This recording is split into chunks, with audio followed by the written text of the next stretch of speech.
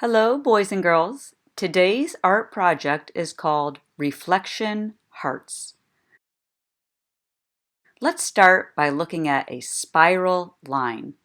This is a spiral done in paint. You are going to begin your project by painting a spiral on your white piece of paper. Add water to the watercolor paint and stir it in. Notice when I paint my spiral, it's very faded. I can hardly see the blue. So that means I need to stir longer on my paint so more paint can mix with the water. This time it's a little bit darker, and I can probably get it even darker than that if I stir a little bit more. Now I'm going to pick up some purple paint. You can do yours in whatever color you like. Begin with one color and then put your second color in the space, the white space between my blue spiral lines. I'm filling that in with purple. My paint is still looking very diluted, so I'm going to stir a little bit longer and try to get my purple and my blues to become darker.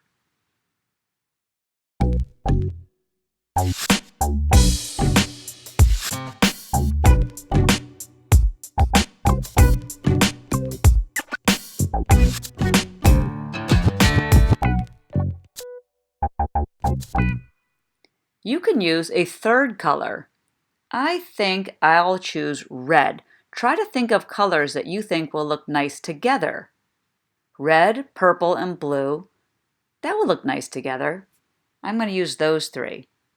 So when I choose my red, I'm going to start filling in some of the white lines I see on my paper, the white spaces between the spiral.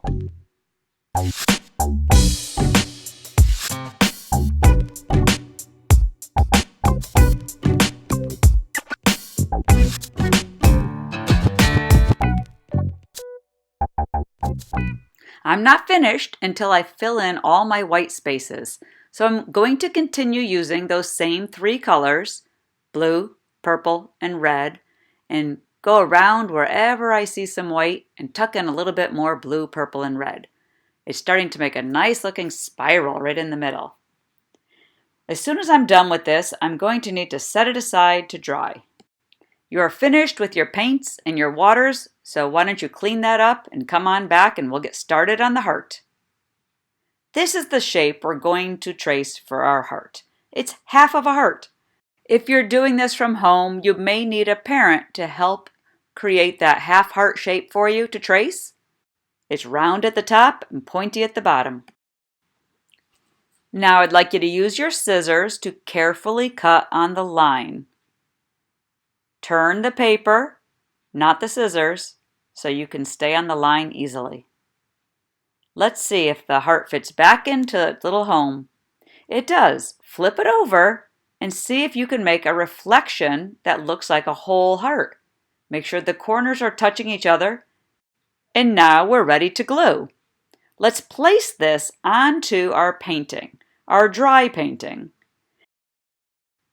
When I put mine on my painting, I'm sort of missing my favorite part of my spiral.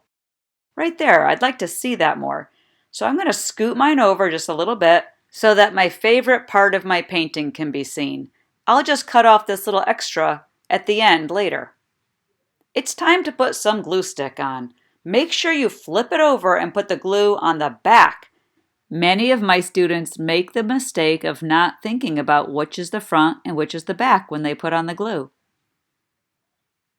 See where I'm going to set it? I'm going to set it right there so I can see my favorite spiral center part in the middle of my heart. And now I'll put this back in its little home. That way I'll be sure I'm putting the glue on the right side. As long as you glue it while it's in its little home, you're putting the glue on the correct side. So now you can flip it over like a door hinge. Make sure the bottom and top corners are touching and press it down. Here's a pro tip. When you're using a glue stick, flip the paper over and rub the back side firmly so that your hand's not getting sticky, but it makes everything stay nicely together. Because I moved my heart over just a little bit, I need to trim off this extra piece that was sticking out. You might not need to do that with yours. Let's go back to this spiral idea. We're going to now decorate your heart with markers using the spiral. We'll put them all over the red paper, wherever you think they would be best. I'm using a purple marker and I'm going to fill up 1/2 of my heart with spirals. I'm going to make them big, medium, and small and try to fill up all the red area.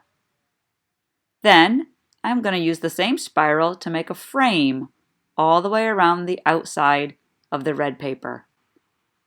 Now I think I'll use my marker to make a little bumpy line around the heart. Remember, 1/2 of the heart is painted and the other 1/2 is paper, but I'm going to put my bumpy line around the entire thing, like a little lacy border. The final thing that I'm going to do is glue my artwork onto one more colored piece of paper. I think I'll pick white. This whole project will look different depending on which color paper you started with, which paints you chose to paint with, and what color you glue it on at the end.